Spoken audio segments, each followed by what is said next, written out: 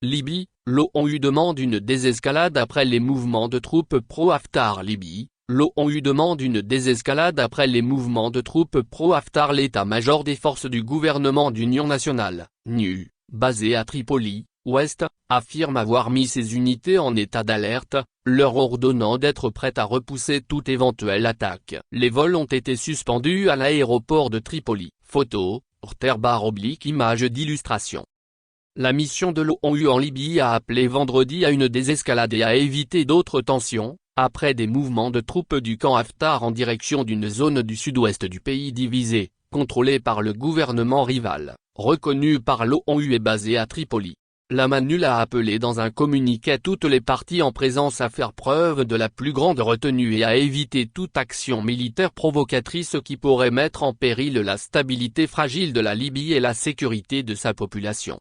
L'état-major des forces du gouvernement d'union nationale, NU, basé à Tripoli, Ouest, a annoncé jeudi avoir mis ses unités en état d'alerte, leur ordonnant d'être prêtes à repousser toute éventuelle attaque. Selon les médias locaux et des analystes, l'objectif des troupes pro-Haftar est la prise de l'aéroport de Ghadamès, à 650 km au sud-ouest de la capitale, actuellement sous contrôle des autorités de Tripoli.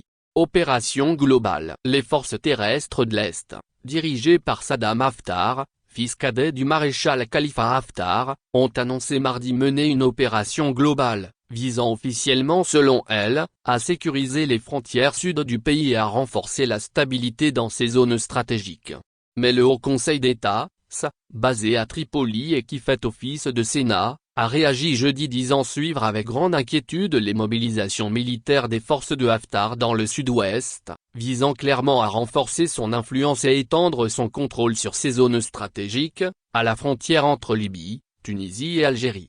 Ces mouvements sont susceptibles de nous renvoyer aux affrontements armés et sont une menace directe pour le cessez-le-feu de 2020, sapant tout effort visant à réunifier l'institution militaire et pouvant causer l'effondrement du processus politique, a indiqué le SE dans un communiqué.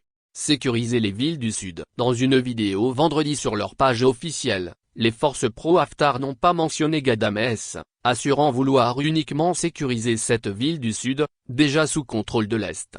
Minée par les divisions depuis la chute et la mort du dictateur Mouammar Kadhafi en 2011, la Libye est gouvernée par deux exécutifs rivaux, l'un à Tripoli, Ouest, dirigé par Abdelhamid Dbeiba, l'autre dans l'Est, affilié au maréchal Haftar.